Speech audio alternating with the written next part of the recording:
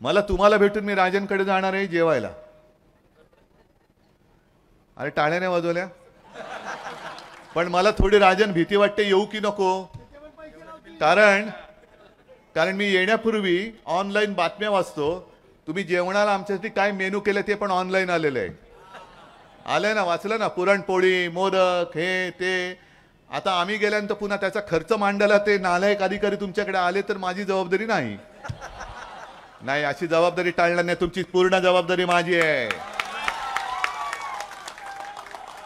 पण नीच माणसं कशी असतात हे राजांनी मला दिले. त्यांच्या घरी ते कुठे हे तेव्हा त्यांच्या घरी आल्यानंतर, कारण अडकवायचं नाही याला, मग ती मालमत्ता किती, म्हणजे तुमचा लोकप्रतिनिधी किती भ्रष्ट आहे, त्या भ्रष्टपणामध्ये त्यांनी जी किमती लावलेल्या आहेत, लाकडी चेअर व बाळासाहेबांचा फोटो, म्हणजे बाळासाहेबांची जी खुर्ची, ज्या खुर्चीने कुठे, हा फोटो इकडे आहे, ही बाळासाहेबांची खुर्ची, त्याच्यात बाळासाहेबांचा फोटो आहे.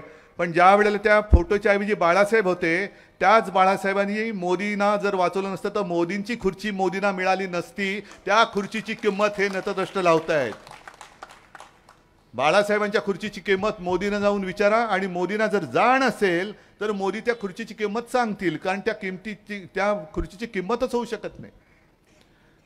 अटलजी जेव्हा पंतप्रधान होते आणि जे काय घडलं होतं तेव्हा अटलजींनी सांगितलं होतं राजधर्म का पालन करना होगा. आठवत आहे ना. म्हणजे आडवाणी साहेबांना आता भारतरत्न दिलं, नशीब आठवणीत राहिले, नाही तर सगळ्यांना दूर करून मीच एकटा, मी म्हणजेच देश, मी म्हणजे सगळं काही, अशी काही जणांना एक फरफरी आलेली आहे. तर वाजपेयींनी तेव्हा ठरवलं होतं की राजधर्माचं पालन, म्हणजे ते जे काही घडलं होतं गुजरातमध्ये घडलं होतं किंवा घडवलं होतं ते वाजपेयींना मान्य नव्हतं, आणि वाजपेयी यांना काढून फेकून द्यायला निघाले होते.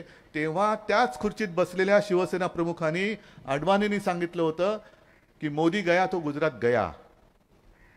त्या खुर्चीची तुम्ही किंमत करताय. महाराजांच्या मूर्तीची किंमत 5,000 रुपये. हे महाराज, आता या अशा कितीतरी मूर्त्या आहेत, पण या एवढ्या मूर्त्या किती आहेत, कशासाठी करतोय, काय असं महाराजांमध्ये, का महाराजांचीच मूर्ती करतोय. कारण जर महाराज जन्माला आले नसते तर आपण काय आपलं झालं असतं, आणि या देशाचं नाव काय झालं असतं. मोदींना राम मंदिर बांधता आलं असतं का. राम मंदिराचं श्रेय जे कोर्टाने निकाल दिल्यामुळे करू शकलेत ते घेतायत, ते घेता आलं असतं का.